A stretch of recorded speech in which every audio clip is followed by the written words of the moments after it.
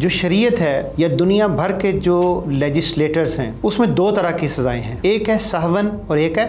कसदन। एक है कि कोई जुर्म आपसे अचानक हो गया, आपका इरादा नहीं था लेकिन आपसे हो गया, तो आपको उसकी हल्की सी सरजनिश होगी, पनिश होगी और आपको छोड़ दिया जाएगा। एक जुर्म वो है कि जो आप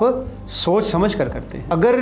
इस तरह की चीज़ें, ये जो टोटे हैं या ये जो छोटे हैं या ये जो बड़े हैं छोटे हैं, तो अगर ये कसदन कर रहे हैं, मैं दोबारा रिपीट कर रहा हूँ ऑडियंस के लिए कि अगर आप ये कसदन कर रहे हैं तो इसका मतलब आप जानते हैं आप क्या कर रहे हैं। अच्छा, ये तो हर वाक़े के बाद कहीं ना कहीं साबित हो जाता है कि कसदन हुआ है। अगर आप ये कसदन कर रहे हैं तो आप अंदाज़ा लगा सकते हैं शम्स साहब कि आपके इस कसदन का जो